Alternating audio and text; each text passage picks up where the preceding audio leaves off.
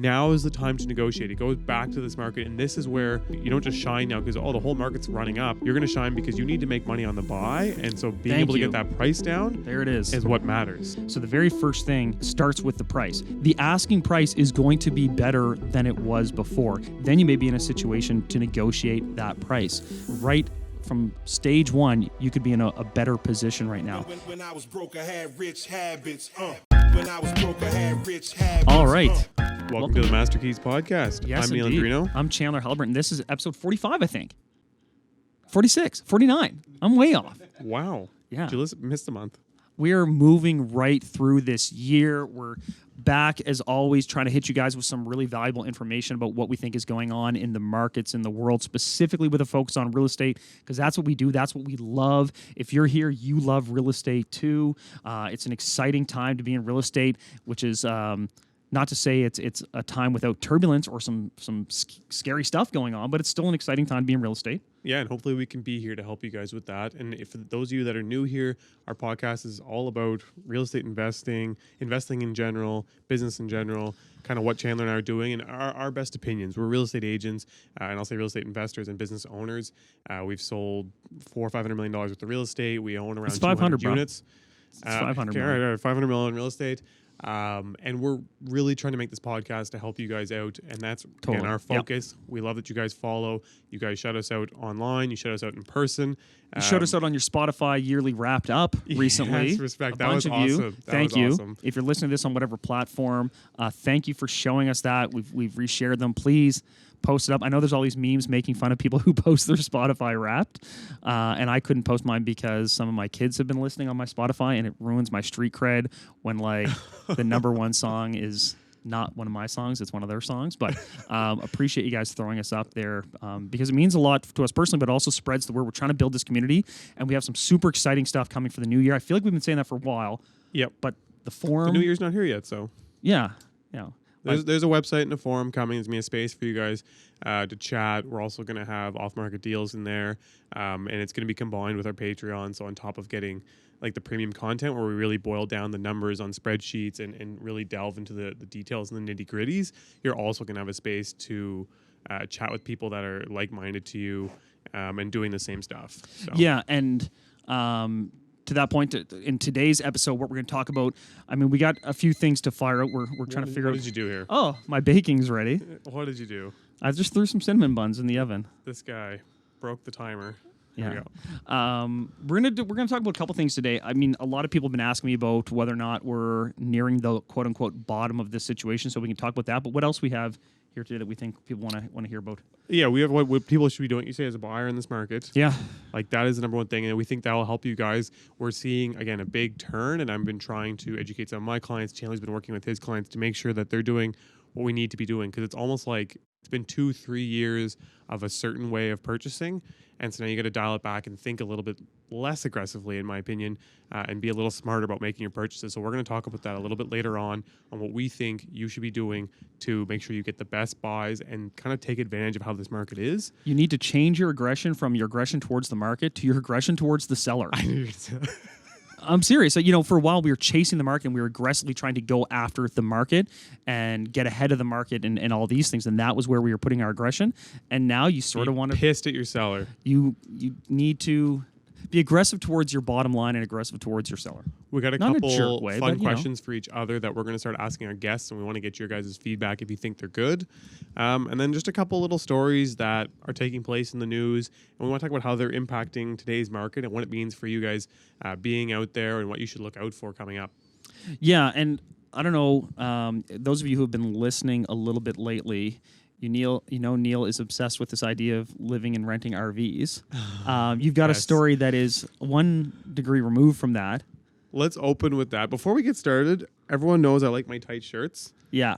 And if you're watching on YouTube, you're going to take a look at this. I put this shirt on and bent my arm, and I blew out the elbow. Not due to muscles. I was going to say. Simply because the bone length is longer than the arm is. So apparently I can't wear Baby Gap double XS. It's only Baby Gap small. You went extra small with the 32-inch arm or whatever it is. Whatever your cut is, you shortchange it a bit.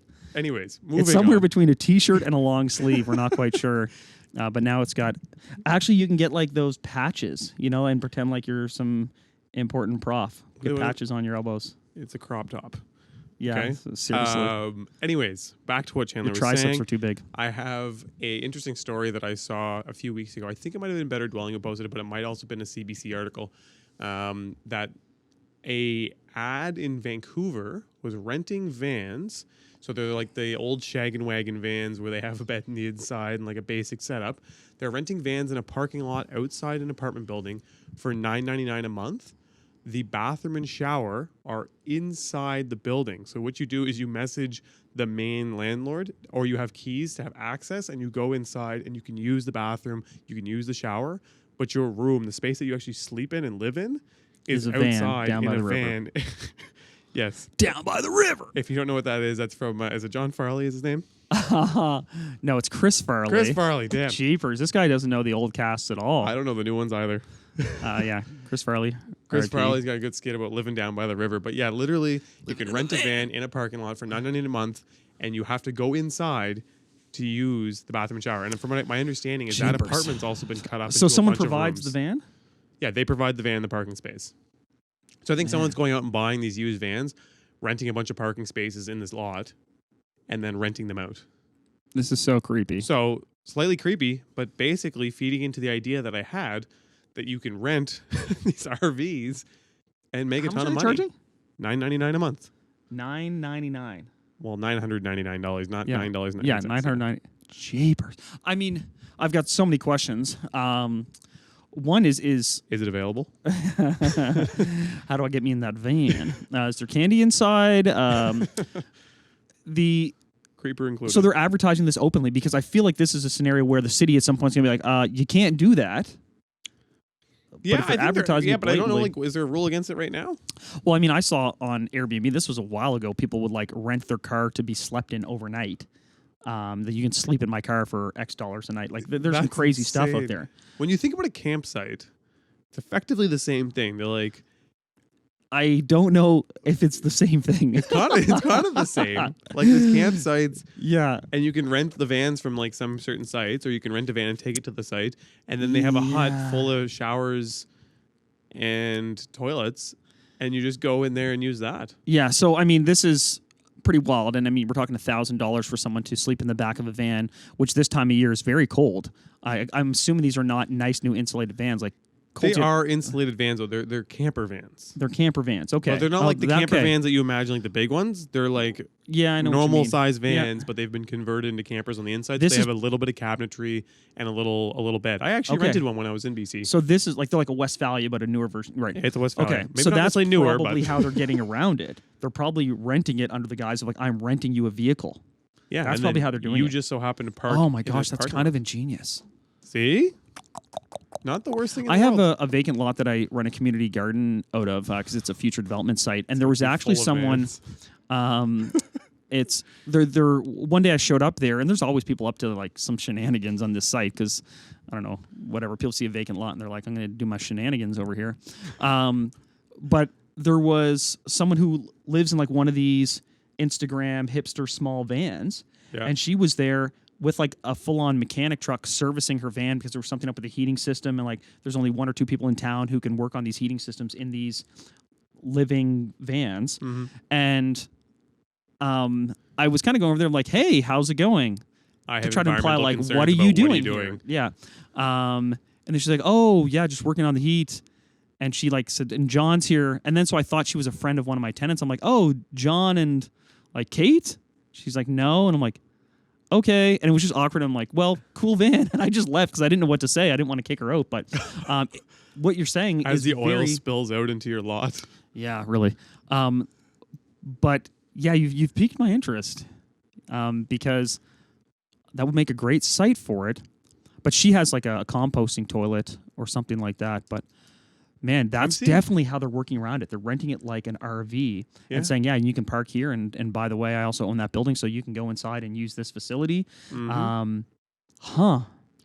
Interesting. It sounds kind of crazy, but when you think about it, we're seeing it in Halifax now, but I see Ford Transit, Mercedes Sprinters, like those big, tall vans parked all over the streets at nighttime. Like I live downtown, and when we make a run to Superstore to get snacks or whatever, there are vans parked all over the place because it's free overnight parking.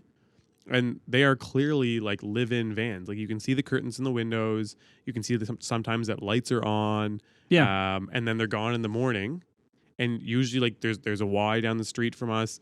And so they're parked around there and they go into the Y or they go into a gym and use that washroom. And a lot of these gyms now are 24 hours too. So they can kind of avoid any potential, not necessarily even awkwardness, but like potentially a gym catching on to the fact that they're just using it as that. Here's the other thing going in too. at nighttime and using them. You can sort of be like, bring your own van. Like there's also BYOV, bring your own van, and I'm just providing the parking lot and the bathroom. That's all I'm providing. It's a campsite. Man, you've got the wheels turning in my head here because I have a couple situations that would be suitable Chandler's got for parking this. lots all over the city, and he's like, "How many vans?" And I've got access to these Porta washrooms.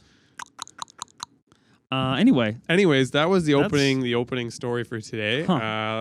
Let us know what you think. Let us know if you're listening from a van. I don't know if you've ever stayed in one. From a van. They're I guess, really yeah, cool. man. If you, They I are could provide really, Wi-Fi. really cool. You get Starlink. I literally the Starlink ad I saw a couple days ago. It showed a Mercedes Sprinter, and they're like, you can now get the equipment for Starlink for $259 or whatever. And so they're marketing towards people that are living kind of nomadically in these vans. So when you go to bigger, more expensive cities, these vans are everywhere. Like it is insane. And I honestly believe part of the reason like the Ford Transit market and the Sprinter market right now are out of this world, on top of construction booming across North America, is there's a ton of people also buying them to live in them. Right. And I think that's what's pushing the prices up. Like my Sprinters are, I don't have Sprinters. I have Transits. I have 4 Transits.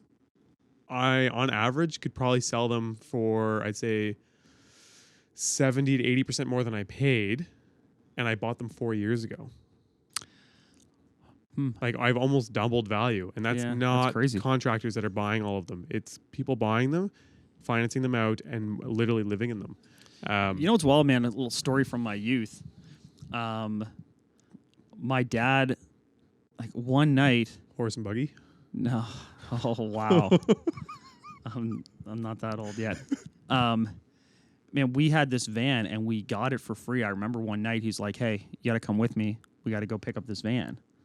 And it had been abandoned at this like mechanic shop, and the mechanic there was like, "Yeah, whatever, you can have it." I don't know. My dad maybe gave him a couple $100, and so we bought this van, but it had no back seats. It had been being used as like a work van, and that became my dad's work van, but also like the way we had to get around to school.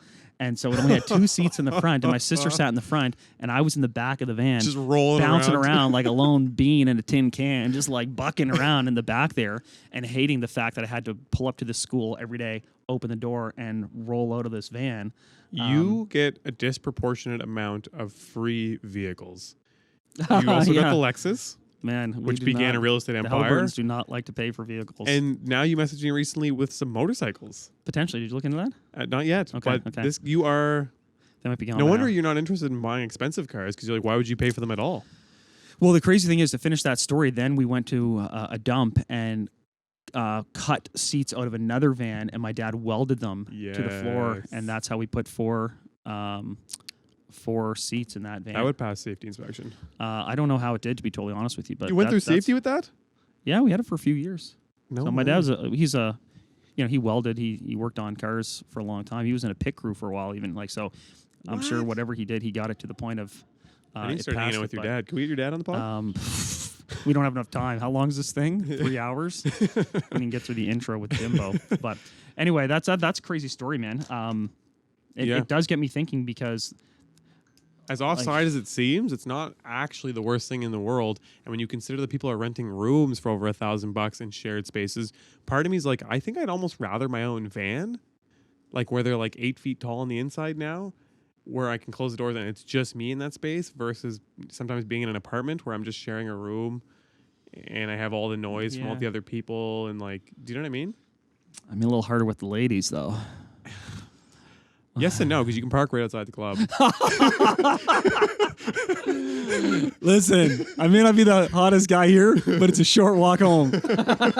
No Uber. Don't worry about your Uber. I You can got drive you. her home in the morning. Oh my god. Oh, that's so good. That's so good. Chandler's getting a van. Oh man, So, anyways, moving that's on a down to to earth girl right there. I can see past the van. Hey, we all start somewhere, man. I'm just gonna keep moving my arm around as my shirt continues to just rip apart. Yeah. But I want to move into something a little more relevant and helpful for you guys. The first thing being, and I think we all kind of figured this was coming with rates rising, is delinquency on debt. You're still drive you home in the morning is amazing. Okay, yeah, delinquency on debt. All right, delinquency on debt. So everyone's like, okay, we're going to see a bunch of foreclosures, this, that, and the other thing. And oddly enough, for Q3 2022, again, delinquencies on like homes, foreclosures went down again. Interesting. Now, on the flip side, though, credit cards and cars Right. jumped almost 30%, Well, yeah. which is, again, to be expected. But realistically, the rates are still lower than they have been in the last couple of years. 2019, 2020, they're not at historical highs, but they're starting to move upwards. The more interesting thing that I think we're seeing is what's called bank losses. And what a bank loss is effectively a bank taking a piece of debt and saying, we can no longer reclaim on this debt, so we're writing it off as a loss. And that loss then can be sold to another credit company that can go and try and reclaim that money. But it means the debt still lives on. It's not bankrupt, it's not foreclosed on. The debt lives on, but it's maybe not necessarily on the bank's hands. That has started to spike for the first time in a few years. So their foreclosure rates have gone down, but their losses have gone up by about 17%. And it's 17% in the last quarter, and it's 70% higher than it was last year. Do you think they're trying to kind of preemptively look at their worst files and say, okay, We want to start shutting these down now. yeah, these aren't in foreclosure now. Maybe they're not even delinquent now, but for whatever reason, if we can see the back end of someone's profile, the Hulkster over here just ripped his shirt clean off almost. They can look at these profiles and say, look, these people are going to be in bad way. Let's get those off our books to some third party collection agency effectively. I mean, these are other institutions, but they have a bigger collection arm than maybe your big lenders. I think that's an ominous indicator on their part that they're feeling like this stuff could be coming down the pipeline and getting away from it. Well, I think that's what it is. And it's also, I think, a mixed bag of potentially reselling the debt instead of foreclosing. Is they're reselling it to another institution that might re-amortize it and try and find a way for those people to keep their homes, versus if they foreclose on it, I wouldn't say 9 times out of 10, but maybe 60, 70% of the time, if someone's being foreclosed on, they last second try to sell their home. It floods the market with a bunch of homes that are way below value, and they're just, I owe 200, I'll put it on there for 225, pays the realtor, sells the home, get the debt paid off. When realistically the home's probably worth 310 or 320, but it'll take 2 months to sell it like that. And so I think maybe in an effort to try and protect the larger housing market and the larger debt market, they're trying to do this. And also potentially, I mean, they'll probably say we're trying to protect our clients, which I guess they are in some sense. Maybe not. They're trying to protect their shareholders, but they're trying to protect their shareholders and their own interests. And so I think that's what they might be doing. But it's an interesting way because, again, everyone's looking for foreclosures because that's what we've traditionally seen. And in this case, it's losses again, right? So it's the same concept, but instead of them taking your home, they're selling their issue to somebody else, and now somebody else is going to step in. Probably a more aggressive company will step in. And again, I think they're going to basically re-amortize people. So they're going to stretch the loan back out at a higher rate and slowly figure out a way to get you to repay it and hopefully, or get you through a couple of years to then force you into selling at that point. Well, but why do you necessarily say a higher rate? Because I'm going to just push back on that, just hypothetically. Yeah. Like some of these rates right now, which are peaking out variable, quite high. Yeah. In some cases, they might be like 5.6 right now is a really common variable product that we have in Canada. A lot of people would be around there. Yep. You can go out, and there are 5-year fixed options right now at around 4.99. Yep. Right. Can you imagine a scenario whereby like the primary lender flips this product to an alternative lender? Yep. Who then can go back to the owner and say, listen, you're at 5.6 right now and you're variable. Yep. I'm going to re-amortize you and stretch you out another little bit, maybe even be able to extend you 5 more years. Yep. That brings your payment down. Additionally, I'm going to look like a superhero here because I'm going to lock you in at 5.25. And I'm going to be your hero. And you're going to be so quick. Those people are going to look at that. 2 years ago, if you were a lender that could lend someone something for 5 years at 5.25%, you would be through the moon thrilled. Yep. Right? So they could be looking at this as a way of looking like the hero, but getting clients that they never would have gotten otherwise at a rate that over the course of 5 years could be really work out in their favor. I totally agree. I do think that those companies, though, like they are more risk-based companies that are assuming debt that's already having issues. Right. On average, they just have to charge a slightly higher rate to cover their potential loss ratios or their potential, I guess, foreclosure ratios. So it might not even be that they're trying to make more, but just the cost of doing business in their line of work where you're taking over bad debt to begin with. Yeah. You just charge a little bit more to cover it. So it's charge a percent, amortize for another 5 years. You're basically getting interest-only payments. And their delinquency rate is probably, instead of it being 2% like the regular banks, their delinquency rate might be 4%. Right. And so they have to basically just charge for that. Yeah. But what do you think that means for... Exactly. I think what that means for the market, though, again, crazy as it is, I think this is an indicator for me that, again, maybe the next year might be kind of tough, but I think with them doing less foreclosures, it means less homes coming to market, and it continues to push on that inventory crunch that we're seeing. Again, pointing things towards like a 2024, 2025 exit from this where things continue to grow again. It's like, also... I think it's a positive thing for the market, even though I guess seeing losses go up is bad. I think it shows that potentially a lot of people who aren't necessarily in a position to afford a home or aren't in a position to afford that home anymore due to the situation going on, not necessarily any fault of their own, it's going to shift those products around and shift those people from those houses. But ultimately, it's not going to create any more inventory. No, it's not. On either end. And so I think ultimately it's going to get push towards a strong housing market in about a year or two to come. It could also kind of... if primary lenders are able to get some of this riskier money off their books, well, they're still going to want to lend that money out, right? So it's like, okay, now this $300,000 isn't out there lent with that person. We've got that $300,000 back, but shit, like we want to loan that money to someone. So, now they're going to go out and they're going to look for good borrowers. And this is the thing with these times, man, that the strong will survive and the weak will get battered. But if you're in a good position, you could come up against a lender who is looking to borrow again aggressively in the not too distant future. I agree with that a lot. Whereas, like exactly before, let's say you look back and they're foreclosing on a home where they owe $300 on it, and now banks don't care; they're immediately listing it up, and so now all the banks are listing all these properties that they foreclosed on, and now they're worth $200 simply because of all the inventory. And they're taking a huge loss on it, whereas they might be able to sell this debt for the same money that they're into it for, potentially a profit, potentially a small loss, but overall it's a lot more neutral than taking a foreclosure hit, which again would give the banks more strength, help them profit. And for me, this makes me feel that potentially it's worth looking at investing in banks. I still think waiting a little bit longer, but I think investing within banks is a good, strong way to keep moving.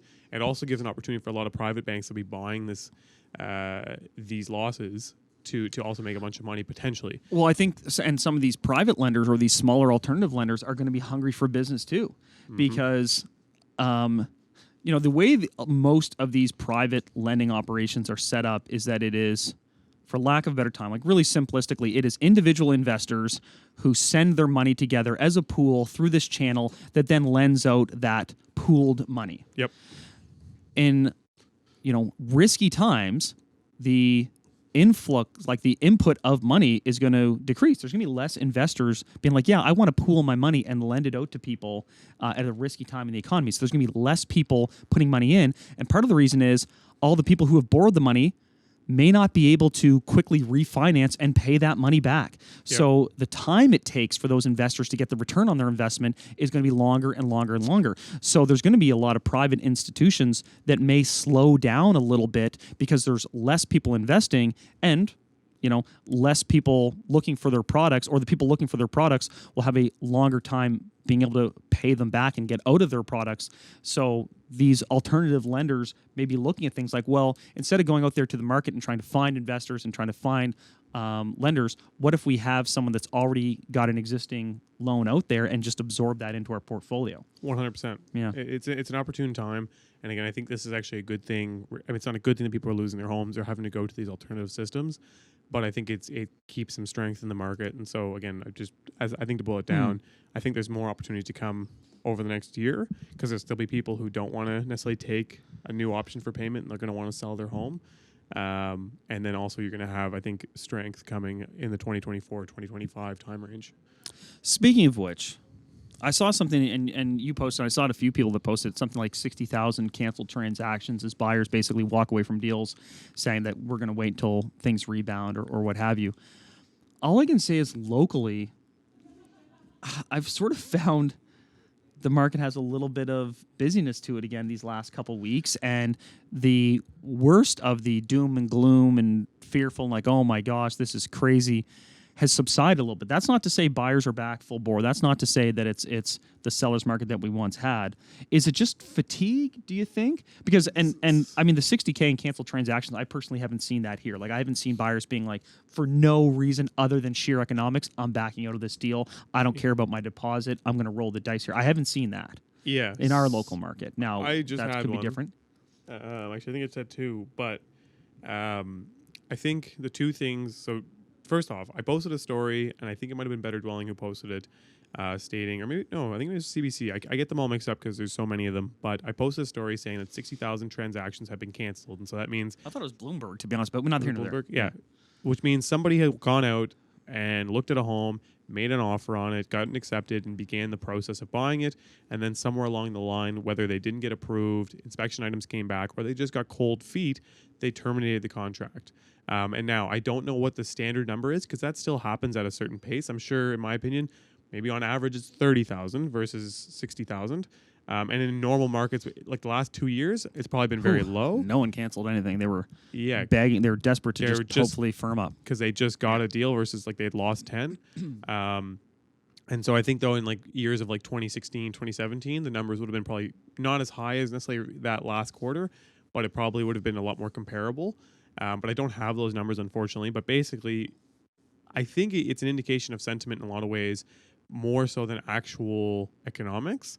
The one thing I do think probably boosts that a fair bit, and you see it in the other provinces, is new construction contracts being canceled. Yeah. And that's simply because people bought in the spring, their home was built throughout the year, and they are no longer approved based on their spring approval at 2%. No longer applies at 5.5%, right? Or it's been 10 months and they've got divorced and they no longer, sometimes people separate when they're buying a property, but one of them says like, I can still swing it, or, I can still get approved on my own anyway, or it's gone up so much in value, I'm going to close on it and resell it. Well, maybe that's not the case. And exactly. So there's a lot of reasons that they would have canceled in that time. I'm seeing it a little bit here where, and I think it's more normal, is we have buyers come, and I was getting kind of used to the idea that if a buyer came and made an offer, they almost always went through with the transaction. Yeah. And now I'm finding that they're very kind of wishy-washy, kind of flaky. If everything doesn't line up perfectly, they'll walk. I had one recently. They made an offer. We tried to go back and forth. My seller was very reasonable, and then just for no reason, they walked. And then I called somebody today, and I was like, hey, why'd that deal terminate? And he's like, I don't know. They didn't really have any reason. They just kind of got wishy-washy, and they sent me a termination. And so I think it's kind of happening across the markets. And I think it's just people don't feel great about it. Before, it was like, okay, I'm in at 350, but I'm sure within 2 months it's going to be worth 375. And now they're like, oh, I'm in at 350, and I just saw the neighbor's firm up at 340. And you're like, wait a second. Even though it's not necessarily even, it might be a lesser home, but they're just like, oh, like there's cheaper options in this area. And so then they kind of lose that idea. And it's like, oh, like you open the news and it's all negative. You open Master Key's podcast, it's all negative. And so they're starting to question, I think, if the purchase makes sense. And then once that confidence is lost, any little thing, like the inspector's like, this one outlet in the basement in the back left corner of the utility room doesn't work. And they're like, yeah, this house is totaled. I think we have to rewire the whole thing, which is like $40,000 to $90,000. Yeah, we're getting burn the house down. Back into the buyer double discounting, where it's like, all right, well, here's what the home's worth, and but it's a little bit old, it's a little bit rough, the market's a little slow, so it's discounted by 5%. And then you look at the home and you say, oh, well, the market's a little slow and it needs work, so I want another 5% off. Yeah. Like, no, that's already built into the initial price. Yeah. Right. And that's the double discounting that buyers only do in situations where they perceive that they have leverage. So you're seeing that, and then the buyers are feeling like they have options, rightfully so. And if they can't get that double discount, they will just walk. And this is interesting because some of the things we're going to talk about today, the main thing we're going to talk about today is Double discounting. is just trying to double discount and what you can do here as a buyer. But it makes it, from a realtor perspective, your close ratio is a little bit lower. I mean, I had clients successfully purchase a property. We firmed up on it 2 weeks ago, and this was in a marquee location. I think we got it. Let's see, we offered 65,000 under asking price, if I recall correctly. We ended up getting it for like $62,000 under asking price, which ended up being $30-some thousand below the appraised value. That's crazy. Right. So, how much was the actual ask on the home? I think it was like 4.25, and we ended up getting it for like $355, something like that. 15% off the home. Yeah. So, and I mean, that was a really unique instance, but it was a case of like, well, gosh, the home is priced reflective of what it is, albeit, it's a little overpriced. And then we got a reduction on it. And then we went through the inspection, we got another reduction on it. Mm-hmm. But that is the rarity. And I'm struggling with another one right now where it's like, man, we've already done a deep discount on the asking price, and the asking price was literally, a couple $100,000 less or more than other properties had sold in the neighborhood. So I already felt good about the value. We get a discount on the price, and now we're on inspection looking for a not Another insignificant discount. So in a normal balanced market, and this is anecdotally for me personally, but doing 100 plus transactions a year, I would say that usually your deal failure rate is maybe 1 in 6. Yeah. Right. That's what a balanced market is, and I think we're starting to see that again, where it's like, 1 in 6 deals gets terminated. Yeah, I think even potentially a little bit higher. I think. Well, I'm a closer, Neal, so my ratio maybe skews the data a bit. Okay, so for a normal agent, I think the ratios might be a little bit higher. In a balanced market, yeah. In a balanced market, and I think this market, it's even a little higher because I think we're in this swing right now. I think you overshoot. Like, I don't think you just go from That's a right. seller's market to a buyer's market, and it's just perfect. I think it goes like way too far one way, and I think we're too far one way right now, where everyone's kind of on the fence. But to what you said originally, I think we are seeing a bit of activity pick up again. I'm seeing offers go, and I think this is the last little hurrah for this year. And then in about a week and a half, people are gonna be like, "Oh shit, I didn't buy any Christmas gifts," and Amazon says Prime is 2 weeks now. And it's going to be pandemonium. Also, we're going to get another rate hike on December 7th. So this episode comes out on December 5th, I believe. Yep. So 2 days after this, there's going to be another Bank of Canada rate increase, which is going to be really interesting because the market has it. It's kind of 50-50. Could be 25 points. It could be 50 points. You got a prediction for us? Yeah, I'm saying 25. You're saying 25? Yeah, Look I'm at feeling Neal good. in the Christmas spirit. I'm feeling good. That'll be a really strong indicator that from a rate perspective, from a monetary policy perspective, we're going to level off for a little while, because we're going to do in our next episode, we're going to cover, the question of, this is the question I get a lot, are we at the bottom, right? Like, is this, like, when will we know that we're at the quote unquote bottom? Yeah. And I think that's something we can delve into maybe in our next episode, because I think that's a loaded question. But sure. I'd love to get into that. But from a monetary policy, I think we're reaching, in that case, the peak of rates coming here soon. And I think it's noteworthy that the 5-year fix, which again is not tied to the bank rate, but is tied to the bond yield, has been coming down. It's been creeping down. It's actually the same or better than it was in May. Yeah, no, it's been creeping down. And it is, I think it is better than it was in May. So it's doing good overall. But again, we'll talk about that next time. Before we get into our topic of what you should be doing as a buyer right now, what we're coaching our buyers to do. Hey guys, thanks for listening up until this point. Like, comment, subscribe. We're about to go over a few rapid fire questions that we want to ask guests. So we want to get some feedback from you guys, but they're really fun. And Chandler has a very interesting answer that I love. After that, we're going to talk about what we think you guys need to be doing in today's market, how it's going to benefit you, and how you can really get ahead. So listen up. I want to ask you the 3 rapid fire questions that I have. They're not super rapid, but I want to hit you with these 3. Yeah. And we want to start asking our guests. So can you guys give us a little bit of feedback and let us know what you think? Number 1, what is your biggest business/financial conspiracy? Okay. My biggest conspiracy right now that I'm all in on is that effectively there are forces at work right now that are perpetuating this economic pinch and perpetuating this inflation. I'm not saying they were the original cause for it. I'm not saying it's that degree, but unequivocally, I think there are interested parties who are profiteering off of this situation, not just for the short-term gain of higher profits, but for a long-term redistribution of wealth. And Do you think this is individuals, corporations, or governments? Corporations and governments, because I think in lockstep with this is a push towards bigger government. Because what I see out there is, during recessions, all your mom and pop, all your individual small business owners suffer greatly, and race to the bottom, mass consumerism, big change, big box stores, they survive because they can undercut everyone and they can eat the losses or sustain longer. So you're getting that redistribution of wealth and things going towards big corporate models. And then you have a lot of people who are feeling, understandably, marginalized, and the politicians throw out this idea like, oh, well, we'll tax these corporations, but they don't actually. They tax the mid-range corporations, which is those same mom and pops that are barely struggling, hanging on as it is.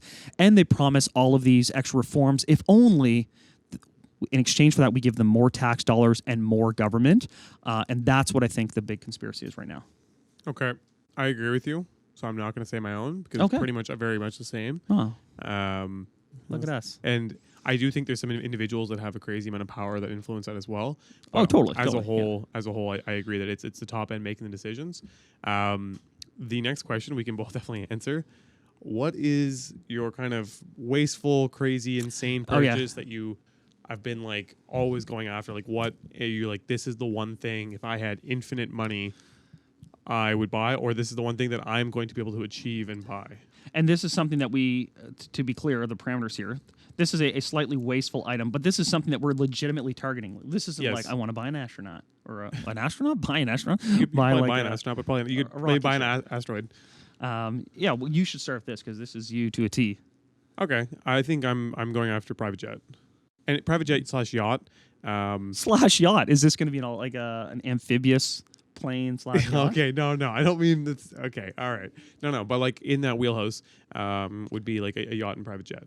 So Neal is getting his pilot's license as we speak. I am working on my pilot's license right now. I don't necessarily want to have to fly the private jet. But So when you say private jet, you want to own it, or you want to have like these time-shared situations where you have access to a private jet, but it's, I think I'd like to own it, but the more I learn about yachts and private jets, it makes the most sense to have the time-shared setups, because realistically, you're not in them all the time, and there's a bunch of people that are in similar positions that want to use them when you don't need to use them. Everyone look out there and find the Brian Burke quote. Do you remember Brian Burke? He was the GM of the Maple Leafs. If it flies, floats, or rent it, don't buy it. That's what he always said. Flies, Great floats, or ducks? Yeah. Okay. Yeah, that's right. Rent it, don't buy. Great freaking quote. So what's a private jet cost you? This is the thing. So you can buy a small one for like $1 million. You buy the big ones for like $100 million. So I would assume probably in the mills of $40 to $50 million. That's And Neal cheapers. Same for the boat. Now I don't want to answer mine. Yeah. I don't know. I don't think like that. I don't care for those things as much as you do. I will say, Neal and I went to a really nice gala Yes, we did. the other day. Shout out Regroup. Thanks for the invite. Yeah, Liz at Regroup, and shout out to our friends that were at the table. And how did we get there? We drove in your G-Wagon. Oh, G-Wagon. Yeah, And you and I have driven around in the G-Wagon before. But this was like out at night, and we were dressed up. We were looking pretty good. Yeah. We're looking fresh. Even the windows are tinted black, but go ahead. And it was like a busy night downtown Halifax. I didn't tell you this. The next morning I woke up and I a little bit wanted a G-Wagon. Oh my God. Because yes. legitimately, Yes. What is up? people look at you in this vehicle, and I assumed that they looked at you like a pretentious douchebag, but no, the adoration was surprising. People love that thing. Remember when we came out? They There's people do. taking pictures. They do. We caused a woman to accidentally back into a Porsche because, It's a G-Wagon. We just rolled up in the G-Wagon and say, hey, are you leaving your spot? And she's like, absolutely, G-Wagon, sir. It would be my pleasure to leave. Not to that extent, but, she happily, and Neal just aggressively pulls over so to make sure no one else could have the spot, which left this poor woman very little room to actually pull out of the parking spot. And so she backed into a Porsche. And had no complaints. Gave us all happy waves. And she was like, entirely my fault. And she just cruised off, and we just parked right in there. And then literally we come out of this event, and a group of people are taking pictures with the vehicle and then complimenting Neal on it. And then we roll back, and this was a very short drive. Yeah. And I saw this dude, this was outside of Dirty Nelly's, and we're cruising by. And I see him get his cell phone out, and he's about to press record, and then awkwardly I lock eyes with him, and he's like, oh, this is weird. And he has to slowly put his phone back down, and we both just felt a really intimate connection, to be honest. But I did get it for a second. I'm like, oh, this is... G-Wagon life. Yeah, so you went for yacht. I went for literally the car that you currently drive. Because I was like, man, I could actually be like, man, I kind of like this thing. I got to preface this now. We've gone down this path, and you guys are like, why are we listening to this? But I'm not an obsessive douche with all this stuff. I always admired them when I saw them drive around. I always thought cars are super cool. I always think these things are neat. Yeah. And so for me, I've always wanted them, and I like sharing them with my friends and stuff like that. Yeah, I'm just grinding your gears too. But I was like, man, one, it is a nice vehicle. I'm not saying it's not. Yeah. Two, damn man, give the people what they want. They like seeing people drive around in these, I guess. It's just fun. But the next morning, I'm like, man, I'm going to text Neal and be like, I think I might want a G-Wagon. Why didn't you? I would have been so happy. I know. I couldn't let you have it. I will not turn my back on the RAV4. What? So what do you want? G-Wagon? I was going to say G-Wagon, but now you said yacht or private jet. All right, he's buying G-Wagon. No, we're going to go with that. We're buying the G-Wagon. Okay. There's some crazy ones. If you want to spend a few $1 million, they make them. Last question. Yeah. What motivates you? I want your political answer, and I want the real answer. Okay. So what motivates me? My political answer is that I genuinely love this city, even if there are great opportunities outside of Halifax, Dartmouth. I can't bring myself to go there because I just love this city. Yeah. This is someone. I got to turn this off. Sorry. I genuinely love this city, and I love the idea of building these places for people and improving our city and being a part of that, and that staying, from a legacy perspective, making a genuine mark on this city. I love that, and that motivates me highly, and that would be my more political answer. I guess the personal answer would be I want to do I want to I'm competitive by nature, and real estate is a competitive industry, so I'm drawn to that element of it. Even though it's collaborative, it's cooperative, it's community based, it's also competitive. I like the status, money, and sense of accomplishment that comes with real estate. Yeah. So that motivates me heavily. I'd be lying if I said I didn't take great pride in, even this year hitting 100 doors. That was always a goal. Yeah. And let's be honest, people look at you a little different when you're like, yeah, I've got 100 units. And people are like, whoa, and it's a respect. That's my deep insecurity as someone who, didn't always have money or anything like that. It's nice to have that. So those would be my answers for motivation. What about you? Okay. I don't have a political answer. I don't filter myself. As everyone knows, I probably say a little too much. I think my real answer is kind of similar to what I said with the cars. The second I was kind of exposed to the things that are available in this world, and I don't mean necessarily items, I mean experiences, the places that there are to see, all the different stuff that you can do and own. I had this weird obsession with the fact that if someone else can have it, I should be able to have it. Yeah. And I've That's realized a great basically mindset. the number one barrier, obviously you need to be able to know people, and sometimes you need political connections and this and that. But I was like, what's the one common thing that can allow you to get all of those things? And that was money. Yeah. And so I was driven to make money because I was like, I want to have fun cars. I want to go to cool places. I want to go to these cool places and do neat stuff. And it always kind of made me sad that I'd go to a certain place and I couldn't even do some of the experiences that I'm like, man, I would love that experience, but I plain and simple couldn't go and afford it. And so it kind of motivated me to do it.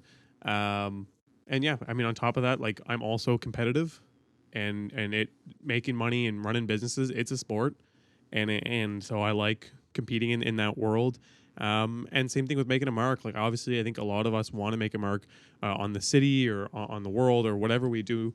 And I mean, I'm not necessarily saying real estate's the way to do that for me. I think it's a way to get started. But that's kind of the objective for me and why I want to start businesses. I want to grow my wealth and do that, just to have the freedom to kind of do whatever I want, make that mark, and then also compete at something that I feel like I'm good at, because I'm definitely not good at sports. So I'm making up for it here. You busting all that shirt though, bro. Yeah. No, I think I think a lot of people will be able to relate to those answers if you're into real estate. Exactly. If you guys think these questions are good, let us know. I said rapid fire. They're definitely not rapid fire style questions, but I think they're kind of fun because we were asking people what success meant to them, and I think it was the same answer every time, so we needed to change it up. So we decided these are a couple good questions for people to have. Yeah, and if you have a funny question that you want to ask me or Neal, fire it down below. As always, like, comment, subscribe, all that good stuff. Let's get into the topic. Yeah. Why we're here and what we want to help people with. Yeah, Market's changed. What do you need to be doing as a buyer? Now, we're going to go over one here. We have a top 3, and we dive into them on our Patreon. We're going to dive into one of them right now. And if you guys want more of it, check out the Patreon. We have 2 more that we get into the specifics, the nitty-gritties, what we do with our clients. But what's the one thing we want to talk about today? What are you telling your clients to do? Well, You've alluded to it. yeah, and we went into this more specific for investors on the Patreon, like ways to take advantage of this little bit of buyer's leverage that we have and still be aggressive in these somewhat uncertain times. Yep. But the one that applies to every buyer is effectively, well, the one thing I would say is stay active, because there's a lot of buyers out there that I know unequivocally are missing out. Yeah, I don't mean going to the gym. I mean, they're missing out on opportunities because they have already mailed in this year and already have adopted this mindset of I'll do it after the holidays, I'll do it in the new year, I'll do it when the market, whatever this mindset is, they've already adopted that. And I know, because I can point to examples of people like single family homes that they weren't active on. They didn't have that same get up and go that they had in the spring market, and they missed out on real opportunities. I'm talking like tens of thousands of dollars of instant equity, saying nothing for the fact that these are people who wanted to live in a house and this house would have been a great fit for them and all these things. They missed out on that purely because they went dormant. They were inactive. So the one thing I would start with for everyone is still be active. Still be out there shaking the trees. Do not, fall into this mass mentality out there right now, which is just like, just take a step back and get lazy with the holidays and ride this out. Like, I'm not saying you shouldn't be mindful of these things, but you should still stay engaged because there could be a great opportunity right now. Never let off the gas. Never let off the gas. You're either growing or you're shrinking. So that's the first thing, is the mindset shift. And then there's the actual, like, how do you approach deals? Yeah, so that's a good thing. I think that's something that just in general, we've talked about it last year's wrap up. I discussed that, like, the second you let off the gas, you are shrinking, your business is slowing. But the thing we want to talk about, what we think everyone needs to be doing, is negotiating. We alluded to it earlier, but you can now negotiate on deals, and there's a bunch of different things that means. It means you can get all the time you need to complete your conditions. There's no more pressure necessarily. There still is, but it's not necessarily 5 days. You might be able to get 10 days, and if you get to the end of that and need more time, you can likely ask for it. You can likely push for the closing that you want versus what the seller wants. You can ask about potential holdbacks. You can go in and do reductions on price from the get-go, and then potentially do another reduction on price after the fact, and you do an inspection or you find another item. Now is the time to negotiate. It goes back to this market, and this is where you really start to shine. And this is so important because you don't just shine now because, the whole market's running up, so whatever I buy is going to run up. You're going to shine because you need to make money on the buy, and so being able to get that price down, there it is what matters. You just kind of stole my thunder. I'm like, man, when we talked about all this stuff, and we talked about it when we're investing price per door and refinances, we've talked about it on the BRRRR model, which I know some people are fans of, all of these things. We said the same thing over and again. You make money on the buy. So the very first thing starts with the price. And realize right off the hop, the asking price is going to be better than it was before. They're only asking too. They're not telling. They were telling last year. They were telling that they were going to get offers above this. Now they're asking, would you consider this offer? But right away, the ask prices are better. Either they're lower than they were before, or they may be higher, but it's not going to go over. So right off the hop, you're doing better on the price. Then you may be in a situation to negotiate that price. So talking at the beginning of you make money on the buy, right from stage one, you could be in a better position right now. And then to Neal's point, your conditions can be better. You might actually get to do a home inspection, which for a while there you could not do, let alone come back after the home inspection and try to rework some things. But I'm going to give you some other really specific examples. Typically on closing, you have adjustments for things like property tax, reimbursing the seller for the portion they've already paid in advance on property tax, a full tank of oil, which right now, what's a full tank of oil? $1,700 higher. Really? Yeah, $1,800 all. I lost the bid at like $800. I should have bought one of those. You know, depending on where it is and what the price is today, like $1,800 for a tank of oil is not unreasonable. Or things like, so first of all, right there, take those two items. Maybe on closing, you could say, listen, I'm not paying any property tax adjustment or any oil adjustment. You're going to fill a full tank of oil and you're going to just eat the property tax. You can do those. Like, you can't necessarily get cash back on most residential deals, but you can negotiate things like adjustments. And if you have a seller who's like, well, damn, man, like there's already, 3/4 of a tank of oil there anyway. I wasn't even really thinking about the oil, because you'd be surprised. Most sellers don't even think about the fact that they might have $1,000 worth of oil sitting in their tank. You could get them to just throw in a full tank of oil. That's $1,800 that you just made. Same with the property tax. Maybe it's a $1,500 property tax adjustment on closing. If you can get them to take care of that, again, in a lot of cases, those are costs that the sellers have already expended.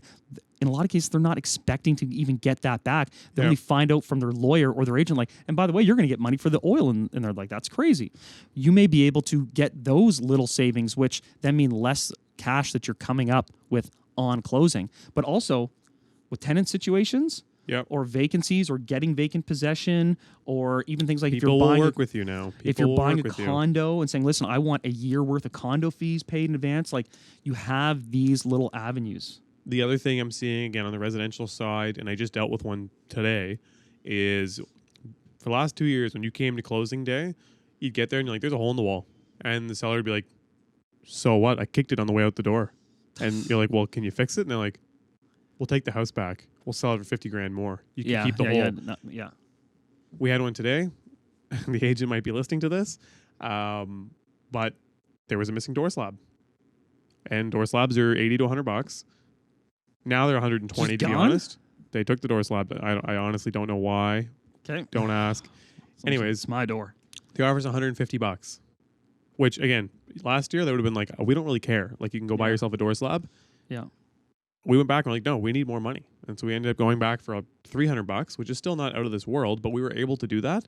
And the seller bid into it and did it because we're like, well, we're not going to close, or we're going to have to pay a company to come in and fix this. Yeah. And if you don't like it, too bad. And they don't want to go back to market because they didn't have any other offers, and they don't necessarily know that they're going to sell overnight. And so is it worth killing the deal over that much money? But as a buyer, like, there's no reason for you to have to spend that extra money. Like, you're now paying for the move, the property, all these things. And so, again, you can remind yourself and be like, we are the strong party. We hold the bag. Yeah. We can help make the decisions, and we both need to be treated fairly. And so sellers now are going to start going back and like, okay, we need to work with our buyer. We'll make the changes. We'll make sure this is actually clean on closing. So many homes in the last 2 years I've gotten there on closing, and they're a mess. Yeah. They're just like, they're okay. Like, they're swept clean, but they must have swept it with just the stick of the broom, not the actual broom side of it. Yeah. And it's like, you missed 90% of the crap in here. And like, yeah, well, whatever. Like, yeah. And a lot of the times too, like, now you can be like, I want $300 to get a professional cleaner to come clean this empty house now, because I'm not moving into a shithole, and I'm not going to spend my first whole day moving in cleaning stuff. And the seller's gonna be like, shit, like, you're not going to close? And you're like, no, I'm not going to close. Here's another one. Longer closings. You know, I was involved in a negotiation recently where we're like, you know what? We don't want to pay any of the heating costs. Right? This is going to be a rental anyway. Let's push the closing out. Push it out until, March 15th. Yeah. Because then we maybe have like maybe one more really bad winter billing month. I was going to say, did you buy it in Florida? It's going to be cold as shit in Halifax March 15th. Yeah, I know. But I mean, like, you have one more extra month and then it starts to warm up. And you may have enough leverage to get that situation done. Also, with tenancy, you might be able to put some of the onus on the seller to, say, vacate units. We talked about that. If you're an investor and you're trying to vacate units, it's very difficult. And most times the seller was just like, well, that's on you after closing. This might be a situation where you say, listen, I'll give you this, but you have to get 2 of the units vacant. And however they do that is ultimately up to them. I'm just saying at this point in time, we have this leverage. And I find like a lot of the examples you were citing there are specific number stuff. I want, $300 for a door, or I want to squeeze this money. That's great. And I think there's an opportunity to do that. However, I tell people sellers often get stuck on the number value. Yep. And if you give them a number they can live with, you can sometimes chip away at the edges on the other stuff. Okay, Yep. we're going to give you the number, but no property tax adjustment, no oil adjustment. And they don't realize that that's $3,000. They still got their number, but you're saving $3,000. Yeah, it's money they've already spent. So you're saving $3,000, but even better, you're saving $3,000 out of pocket. Or they get their number, but it's going to be a longer closing date. And for you, again, that's money you're saving because you don't have to worry about heating it during these cold times or at a tough time of year in the winter, and you might even be trying to time like a better interest rate and all these things. These little negotiations around the fringes you can do in addition to getting a better price potentially. 100%.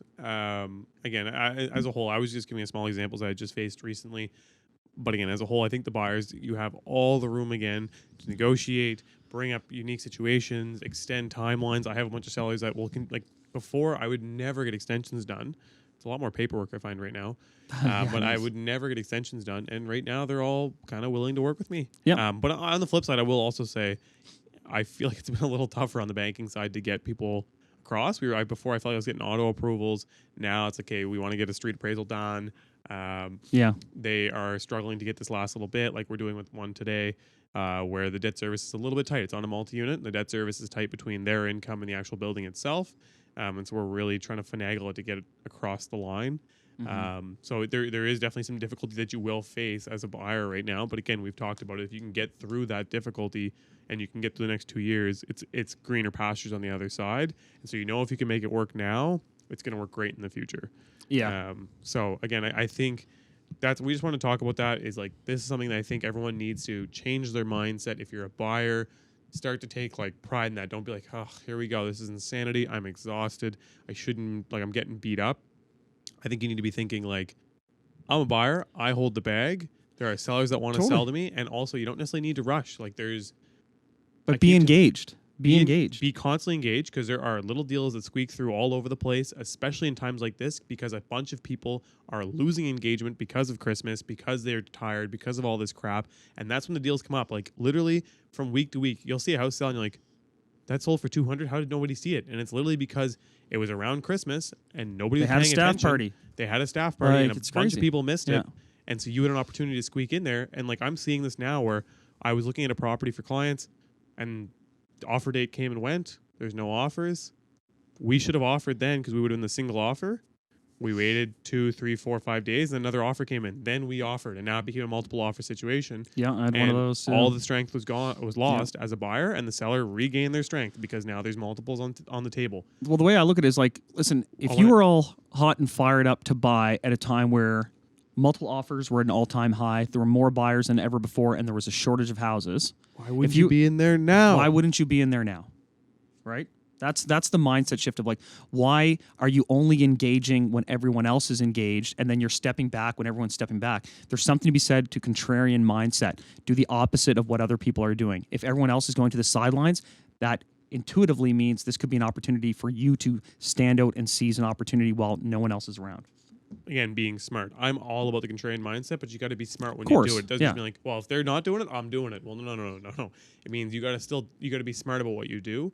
The other thing I want to mention about multiple offers is right now, I just did one that had 3 offers. All 3 offers were like $70K below ask.